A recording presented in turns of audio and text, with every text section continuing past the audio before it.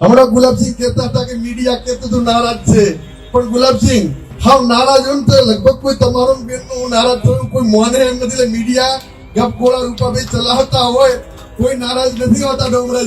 ડમરાજીએ કીધું ભલે ત્યાં બેઠા મીડિયા ચલાવી લીધું. એટલે એવું કોઈ હોતું નથી. કોંગ્રેસ પાર્ટીમાં કોઈ નારાજ નથી હોતું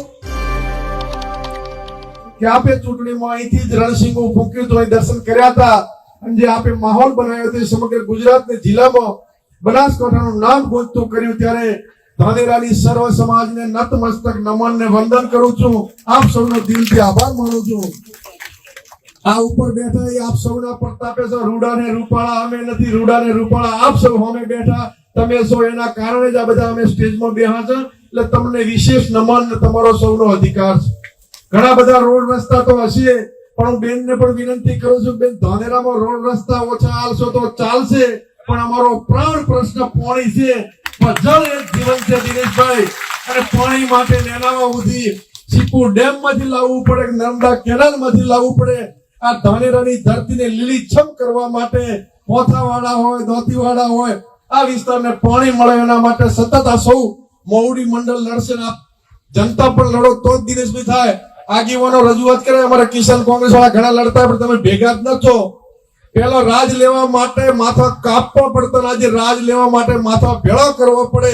પાણી લેવું હોય તમારે માથા ભેગા કરવા પડે. તમે સૌ તૈયારી કરીને ખેડૂતો લડજો. તમે કપડા થેલો હરિસિંહજી ભરીને આવશું. ધાનેરા માટે જેટલું લડવું પડે પાણી માટે લડશું. એ આપ સૌને વિનંતી કરું છું. અને કેપી સાહેબ, તમે તો જૂના છો, જોયું છે ભરતસિંહ, પણ આ સંસદ કે ધારાસભ્ય ચૂંટાઈને માતર લઈને આવે એવું પહેલી વાર બન્યું છે. દરેકના મોઢા મીઠા થાય, માતર લઈને આવે. આ જિલ્લાએ બનાસની બેન હીરાજી કીધું હતું એ સાચા અર્થમાં બનાસની બેન થઈ અને દરેક તાલુકે માતર ખવડાવે છે. માતર જેવું મીઠું કાયમી આ વિસ્તારને સમગ્ર જિલ્લામાં થાય એવી આપ સૌને મોમાં ધણીને પ્રાર્થના કરું છું. આપને ખાતરી આપું છું કે 2017 થી આમ તો 12 થી પણ વાવ વિસ્તારમાં છે. તમે બધા વાવ વિસ્તારના ભરોસે અમે બધા કેતા બેન થી થાય તો સારું કરશે. રૂપાબી પણ કોઈનું ખોટું કરતા નથી. આ સિદ્ધાંત છે જેના કારણે આપણે આજે દિલ્હી સુધી પહોંચ્યા છે. કુદરતનો અને બેનના સ્વભાવ હતો કે આપણાથી થાય તો કોઈનું ટોપું કરવું, હાલા ભલા પ્રસંગે જવું, પરંતુ કોઈનું ખોટું તો ન જ કરવું. તમે સમાધાન કરો, શીરો ખાવા આવવાનું, પણ ભાઈ સમાજ લડતા હોય ત્યાં ક્યારે આ કોંગ્રેસ કે મોવડી મંડળ રસ નથી લેતો.